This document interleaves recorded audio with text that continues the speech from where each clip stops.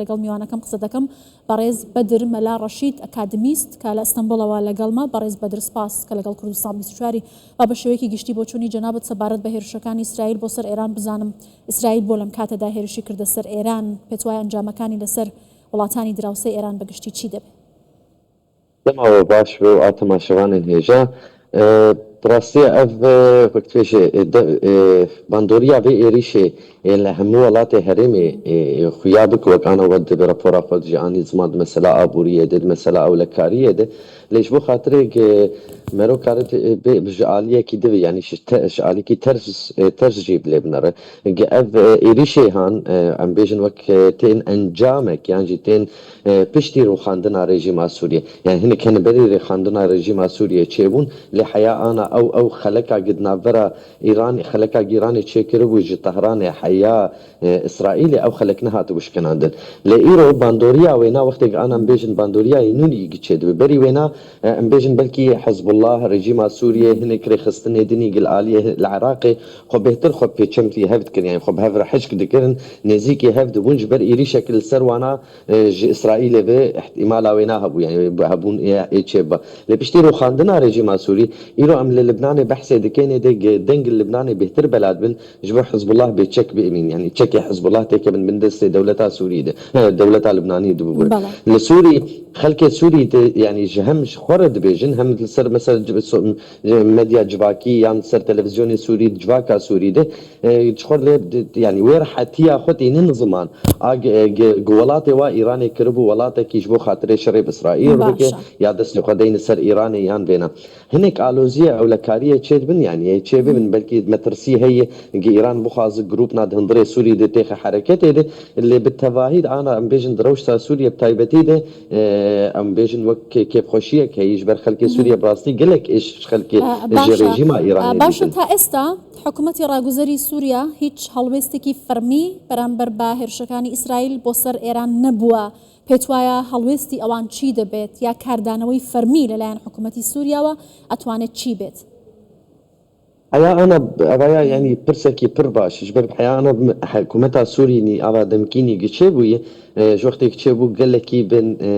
يعني أخافتني أريني بحما آليار يعني حتى أو أمبيجن أخافتني قال كي تندرل سر إيران يجينا كر سر روسيا يجينا كر جو حيا جو أم روسيا يرجع آمادنا جو أم الهفكرنا كيف كن بري دروجا بري روجا كي بوجي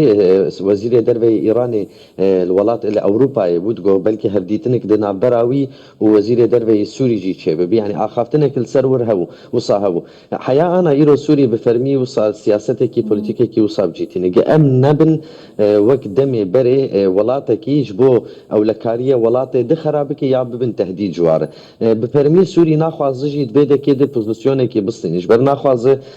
هم دهندري سوري هنا روشة أو لكارية تام سازنوي وكون زانن قال لك جروب دهندري سوري دهبون دبن باندوريا إيراني دبون تشل حلبي تشل لازقية البرافا سوريا حتى الدير الزورجي هنا أو جروب هان أمبيجن بتمامي جي خوش إيران بون جبر أو جي آلوزية جبر ولو يروح حكومتها سوري خو بفرمي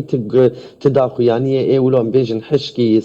حشك باليه بنادق ياكرن بهتر بلكي ام بيجن هندري خود راضي به لعاده خوازه نبه جهه ايريشو نابكوكيه او لكاريه زور باشا اماجت بوكرت كانه نبيت كسوريا بيت شوين يكلاكرنوي ململانيكان بلام پێشووتر ئێران شەڕی هەژمونی خۆی لە نێو خاکی سووریادا دەکرد. پێت وایە ئەم ناکۆکی کە لە نێوان ئیسرائیل و ئێران گەیشتۆتە ئاستی شەڕ و هێرشکردنە سەر یەکتر ئایا سووریای تێوە دەگلێت ئایا جارێکی دیکە لە کاریگەری لەسەر سووریا چی دەبێت و بەنسبەت ئێرانەوە ئەم بابەتە چۆن لێک دەدرێتەوە؟ يعني سر سوريا دسي خلكي وكي مترسيه هن يكا جوا انا بري هنكم اني زمان ايج وكم بيجن اف الشريحان بردوان ببو ايران بخواز الوز يعني عجب يك جوينا مثلا اجد عاليه ام بيجن باجاري قصير واندرا اي سينوري روجاباي سوري ني قبل لبناني ر دويده كده مترسين او لكاريه الورچه بن يك خلكي ده برافا سوري جبر قالك وقت بيجن ام الي غري قب ايران يا بير كال كربون خلكا سيا اجد نابرا أو جنبيجن قائم ورمادي العراق يعني أو أبو كمال و رمادي العراق جبر دويدا كده إيران قال لك يزاق وخصت دوا بنزي 16 سال 14 سال يقعد سوري دشركر وهنا العراق تجيب هذا جبو خاز الزعيفية كي ألوزية كي أولكارية شيء دوا حرسي كادو بلكي قابي خطيت بابيجي لأزنبا هورم بهابونا يعني أمريكا حياة أنا بشتقريا وين يقش قصد رتشيد به ولهفكرن أف ناريني أم بيجن أريني بوزيتيفي أمريكا السرد السلادارة سوري نود ده جبه إيران كاربه دبان جهة أولكارية يعني مقومة ترسيل سر هي جابا بابيجي جالية دبيجي حكومتها سوري بإسرائيل فرودني يعني ناخواز وكن البرجع بابي رودني ناخواز سوري ببيجي ولو ركبرية كي باندوريا باش لە دوای ڕوخانی ڕژیمی ئەسەد و هاتنە سەرکاری حکوومەتی ڕاگوزەر لە سووریا هەڵوێستی وڵاتان دیار بووە بەڵام بە شێوەیەکی ڕوون بابەتی ناوخۆی سووریا یەکلایی نەکراوەتەوە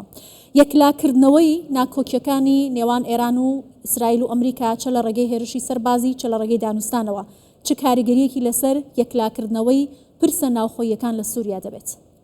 ببوورە بەس دەنگ بریات کار ببەر باشە من جارێکی تر بابەتەکە دووبارە دەکەمەوە پرسیارەکەم بۆ جەنابەت ئەمەی بزانم کە کاریگەری یەکلاکردنەوەی بابەتی ئێران لەگەڵ ئیسرائیل و ئەمریکا چە لە ڕێگەی سەربازی چە لە ڕێگەی دانوستانەوە چه کاریگەریەکی لەسەر یەکلاکردنەوەی پرسی دەسەڵات و پرسی ناوخۆی لە سووریا دەبێت ئایا ئەم وڵاتانە چاوەڕێی ئێران بوون بۆیە تا ئێستا بە شێوازێکی ڕاستەوخۆ لە سووریا بابەتی دەسەڵاتیان یەکلایی نەکردوتەوە يعني أزدبنم أف شر جتشتك أف شر جهة خو بهتر بقرة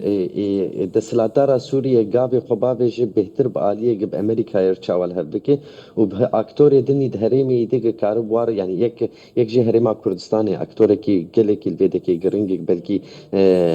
دانوستاندني جبيرتشي بلكي نجين آستا جهريمي جيتي خدمة ترسيل زانن يعني تماشفان هجاج زانن نزي 3-4 سال داوود إيران قلك مش عبيد إنها هريمة كردستاني أفجي يك جرنج سياستها إيران بعالية هريمة بوجه ندو هريم دعالية سياستها خوني أمبيجن هريمي دي ندخل قابن برفره بابج إجبروا له إيرو بس إيرو فرصتك هي يعني وقت إيران بخاز في إيش بيجين يان سوري يان إسرائيلي وأنا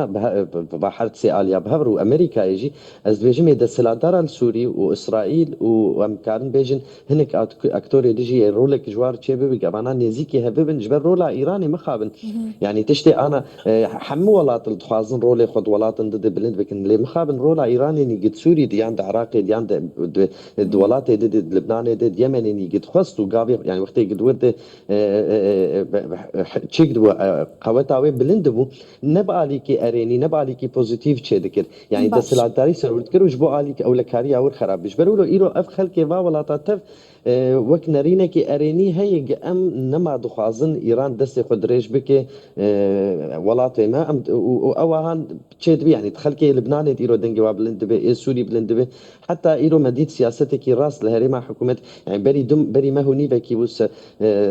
سەرۆک مەسعود ئاخافتنە کرد گۆشەڕێکی مەزن بەلکی هەیە بێ هەرێمێ ئەم دخوازن حکوومەتە عراقی خۆ نەخناف يعني ژبەرو ئەف تشتێکی زەلال هەیە خەڵکی هەرێمێ دخوازن خۆ نەخن شەڕێ ئیرانێنی ئیران ئەف 20 ساڵا وانا دخەهن درێوێنان زۆر باشە سپاس دەکەم بەڕێز بەدر مەلا ڕەشید ئەکادمیست کە لە ئەستەمبوڵەوە لەگەڵم سپاس